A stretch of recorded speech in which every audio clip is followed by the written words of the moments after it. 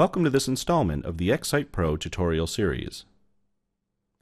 Through all the content and widgets you add, all the edits you make, and all the time spent making your XSitePro sites both beautiful and functional, you still have to perform one final task before anyone can actually see it online: publishing.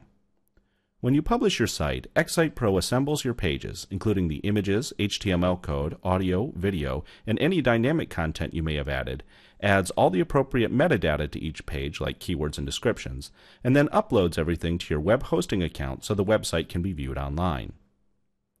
Now, before you can publish, the first thing you need is a virtual space, or hosting account, in which to host these files. There are a wide variety of hosting services out there, including our own XSiteRegistrations.com, where you can both register a preferred domain name and set up a hosting account to which you can publish your website. Please do consider us if you haven't already set up a domain and/or hosting. Once you've purchased a hosting account from your provider, they should present you with all the login information you'll require to actually publish your sites. With that information on hand, open up the site you want to publish and click here on the Publishing Details tab. While the resulting dialog looks complicated, it's actually a snap if you have the required information on hand. The really great thing to note here is that once you've entered this publishing information the one time in the boxes provided on this screen, you can forget all about it.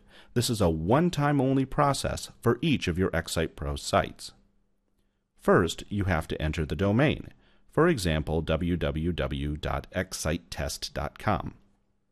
If this is a brand new domain, keep in mind that it may take several days to actually propagate to your web host, so please make sure the domain actually works before you try to publish. You can check this just by typing the URL in your internet browser. Next, you have to enter the home directory. You can leave this blank if the site is going to reside in the root folder of your hosting account. In fact, it'll usually be blank. Only type something here if you plan on putting your site in a subfolder. Now it's time to enter your FTP information, which is usually ftp dot and then your domain,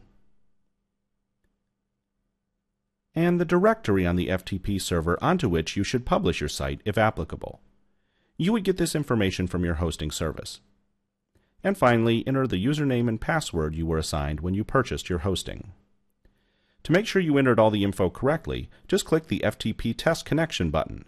It'll tell you whether you can successfully connect, and if you can, you're free to publish by clicking the Publish My Site button.